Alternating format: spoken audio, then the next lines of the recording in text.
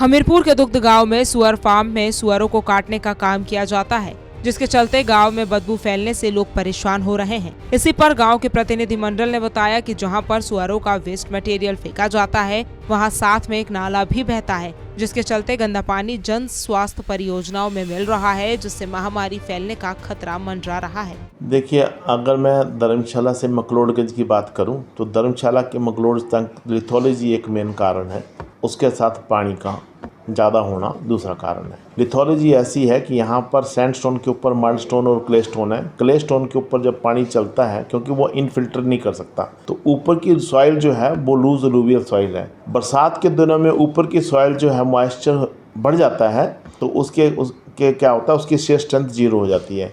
तो वो जो क्ले स्टोन है उसके ऊपर जो पानी चल रहा है उसके अलॉन्ग वो मूव कर जाती है।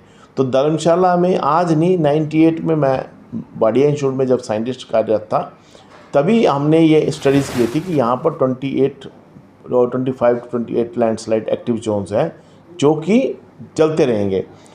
तो जैसे आप खड़ा डंडा रोड ले लो, उस पर भी हैं। वहीं स्थानीय निवासी सुरेश कुमार ने बताया कि उपायुक्त हमीरपुर से गांव में खुले सुअर फार्म को बंद करवाने के लिए पहुंचे हैं। साथ ही बताया कि अगर सरकार और प्रशासन इस सुअर फार्म को बंद नहीं कराते तो ग्रामीण बच्चों सहित उपायुक्त कार्यालय के बाहर धरना प्रदर्शन करेंगे। और हमारे गांव दुग में, हमारे पंचायत दुग में एक गांव है, वहाँ पे सूअर का फार्म खोला गया है अलीगली तरीके से। हम सभी गाँव वासियों से हमारा विनम्र प्रार्थना है कि उस सूअर के फार्म को बंद किया जाए और हमारे गाँववासी जैसे रह रहे हैं पहले शांतिपूर्व भाव से वैसे रहें, और इस फार्म को तुरंत प्रभाव से बंद किया जाए। हम डीसी के पास यही विज्ञापन लेके आए हैं। बता दें कि अब पंचायत द्वारा इस फार्म की अनुमति को रद्द कर दिया गया है, लेकिन फिर भी अनाधिकृत तरीके से ये फार्म चल रहा है। उन्होंने मांग की है कि जल्द से जल्द इस फार्म को बंद कर दिया जाए। सूर्या समाचार के लिए हमीरपुर से जसवीर कुमार की रिपोर्ट।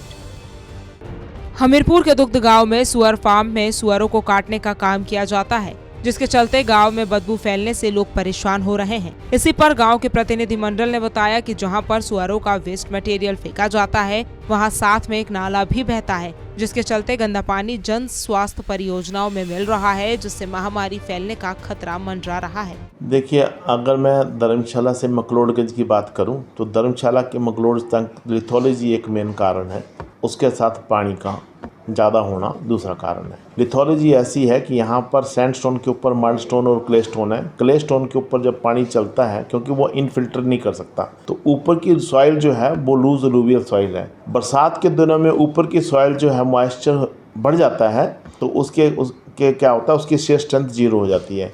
तो वो जो क्ले स्टोन है उसके ऊपर जो पानी चल रहा है उसके अलॉन्ग वो मूव कर जाती है। तो धर्मशाला में आज नहीं, 98 में मैं वाडिया इंस्टीट्यूट में जब साइंटिस्ट कार्यरत था, तभी हमने ये स्टडीज़ की थी कि यहाँ पर 25 लैंडस्लाइड एक्टिव जोन्स हैं जो कि चलते रहेंगे। तो जैसे आप खड़ा डंडा रोड ले लो, उस पर भी हैं।